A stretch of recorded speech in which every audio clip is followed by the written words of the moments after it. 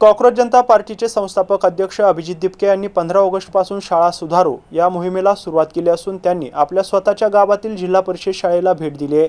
यावेळी शाळेत असुविधा दिसून आल्यानंतर गावकऱ्यांनी शाळेतील मोडक्या खिडक्या बदलल्या असून सीसीटीव्ही कॅमेरे बसवले आहेत। तसेच मुलांना बसण्याकरता बेंचेस उपलब्ध करून दिल्याने आणि स्वच्छ पिण्याच्या पाण्याची सोय करून शाळेला रंगरंगोटी करण्यात आली आहे। याबाबत आमचे प्रतिनिधी आवेश शेख यांनी आढावा घेतलाय, पाहूयात। कॉक्रोच जनता पार्टीचे संस्थापक अध्यक्ष अभिजित दिपके यांनी पेपर फुटी याच्यानंतर जे आता त्यांनी थेट मराठवाड्यातील किंवा पूर्ण राज्यभरातील जिल्हा परिषद शाळा सुधारो हा अभियान त्यांनी 15 ऑगस्ट पासून हाती घेतलेला आहे। तर त्यांनी सुरुवात स्वतःच्या जन्मस्थानच्या मूळ गावातून हिंगोली जिल्ह्यातील संतू पिंपरी या गावातून केलेली आहे। 15 ऑगस्ट रोजी त्यांनी या गावामध्ये जे आहे तर या गावातील स्वतःच्या गावातील शाळेला भेट दिल्यानंतर येथे त्यांना शाळेतल्या खिडक्या ज्या आहेत विंडो ते फुटलेल्या दिसलेल्या, त्याचबरोबर पाण्याची व्यवस्था नाही दिसली, त्याचबरोबर जे आहे लहान लहान जे मुलं होते विद्यार्थी होते त्यांना बसण्यासाठी बेंचेस नव्हते, अशा भरपूर अशा जे सुविधांचा अभाव दिसला। आणि त्यांनी इथं भेट दिल्यानंतर आज तिसरा दिवस आहे, आज 8 दिल्यानंतर आज त्याच्या इथं या शाळेमध्ये सुधारणा झालेली आहे। या शाळेमध्ये पाण्याचे स्वच्छ पाण्याचे पिण्याचे व्यवस्था केली, तर तसेच ज्या जुन्या खिडक्या फुटलेल्या होत्या त्या काढून नवीन फ्रेम लावून नवीन विंडो तिथं तयार करण्यात आलेल्या, त्याचबरोबर मुलांना जे लहान लहान मुलांना जे बसण्यासाठी बेंचेस नव्हते त्या बेंचची पण सुविधा इथं केलेली आहे। मध्ये सीसीटीव्ही कॅमेरेचा जे आहे तर ते पण दुरुस्ती करण्यात आलेले आहे। याच विषयावरती जे बोलण्यासाठी आपल्यासोबत या शाळेचे मुख्याध्यापक आहेत। सर, 15 तारखेला अभिजित दिपके शाळेला भेट दिल्यानंतर भरपूर अशा सुविधांचा अभाव झाला होता, पण तो आज परत त्यांनी व्हिजिट दिली तर आज जे त्यांना उणिवा वाटल्या ते पूर्ण झालेले आहे। या 3 दिवसाच्या झालेल्या बदलावामुळे काय वाटते, कसं बघता येते?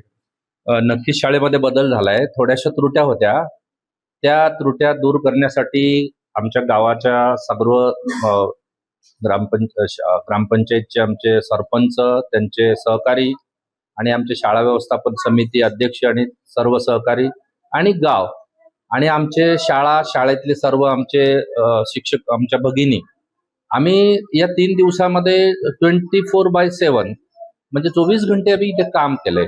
आणि काम करून प्रत्येकाला विनंती केली की आमच्या शाळेमध्ये आपल्याला आता शाळा ठीक आहे, सगळ्या कुठेतरी त्रुट्या नक्कीच होत्या, शासन दरबारी अनेक गोष्टी पुरवत असतं, परंतु जतन करण्याचं जे काम असतं ते गाव पातळीवर होतं, परंतु काही कारणास्तव ते फुटल्या गेल्या होत्या, तुटल्या गेलेल्या होत्या। म्हणून आपण आता ठरवलंय की बाबा गावांना विश्वासात घेऊन ह्या सगळ्या गोष्टी करूया। म्हणून 3 दिवसामध्ये आम्ही 24 घंटे काम केलं, प्रत्येक गोष्ट करून घेण्याचा प्रयत्न केला। म्हणून आता हळूहळू बदल होत आहे, अजून बी अनेक बदल इथे होण्याची चान्सेस आहेत आणि ते करू आम्ही। एकूण किती वर्ग आहेत आणि किती शिक्षक इथं आहेत? तसं पाहिलं तर आमची फार छोटी शाळा आहे। 5 वर्ग आहेत आमच्याकडे, 4 शिक्षिका म्हणजे सर्व 4चा स्टाफ आहे, 99 विद्यार्थी आहेत। म्हणून छोटीशी शाळा आहे, लहान विद्यार्थी आहेत आणि या लहान विद्यार्थ्यांना या गावामध्ये चांगल्या दर्जाचं शिक्षण मिळावं हे पहिलंच प्रयत्न आमच्याकडून होत होता।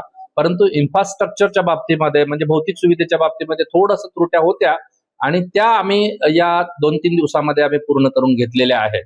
सर, जर बघितलं तर जिल्हा परिषद शाळा आहे या कुठंतरी छत गळतानी, पाणी पडतानी, बेंचेस नाही, असे अभाव असतात।